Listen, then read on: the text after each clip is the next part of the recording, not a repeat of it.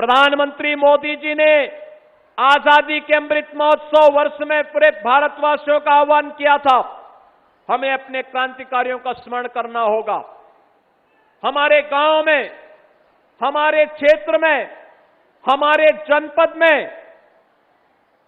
बहुत सारे ऐसे नायक गुमनाम रूप से होंगे जिन्होंने सर्वस्व समर्पित किया। देश की आजादी के लिए सब कुछ उन्होंने अपना अर्पित कर दिया। एक ही भाव था और वो भाव था कि तेरा वैभव अमर रहे मां, हम दिन चार रहे न रहे। लेकिन तेरा वैभव अमर रहे मां का भाव आजादी के बाद सत्ता लोलुप इन लोगों ने केवल अपने वैभव तक सीमित कर दिया है। परिणाम क्या रहा? क्रांतिकारियों को भुला दिया गया, पाठ्यक्रमों में उनको स्थान नहीं दिया गया, उनसे वंचित किया गया। और उसके बाद षड्यंत्र पर षड्यंत्र, देश के खिलाफ, समाज के खिलाफ बांटने की वो साजिश फिर से प्रारंभ हुई है। मैं आप सबका आह्वान करूंगा, इन महान क्रांतिकारियों ने देश के लिए लड़ाई लड़ी थी। देश की आजादी इनके लिए सर्वोपरि था और उस आजादी के लिए उन्होंने जो कार्य किया, आज उन्हीं की स्मृति को जीवंत बनाए रखने के लिए हम लोगों ने शताब्दी महोत्सव का जो आयोजन काकोरी में किया था, अनेक कार्यक्रम आयोजित हुए थे। उन कार्यक्रमों की श्रृंखला में आज उसका समारोप कार्यक्रम है।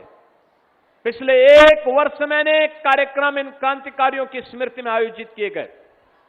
बहनों और भाइयों, आज उन क्रांतिकारियों के प्रति सम्मान देने के लिए मंच पर हम लोगों ने काकोरी 10 एक्शन से जुड़े हुए जो परिवार थे, उन परिवार के सदस्यों से जुड़े हुए वर्तमान पीढ़ी को यहां पे सम्मानित तो किया ही, स्वतंत्र भारत में भी देश की सुरक्षा के लिए अपना बलिदान देने वाले ऐसे वीर सैनिकों के परिवारजनों को भी हम लोगों ने यहां पे सम्मान दिया है।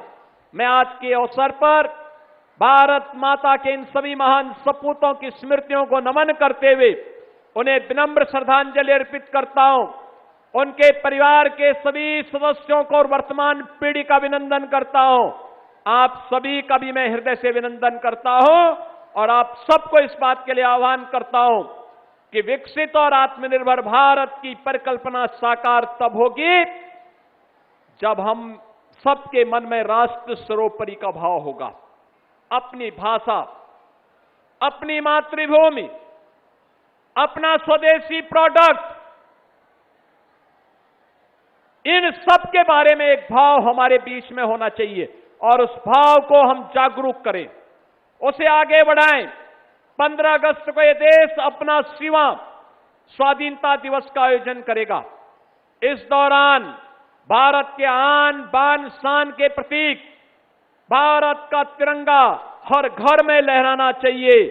वंदे मातरम का गान हर संस्था में होना चाहिए। भारत के क्रांतिकारियों के बारे में, स्वाधीनता संग्राम सेनानियों के बारे में जो भी सामग्री जहां तहां बिखरी है, उन सामग्रियों को हम फिर से कलेक्ट करें।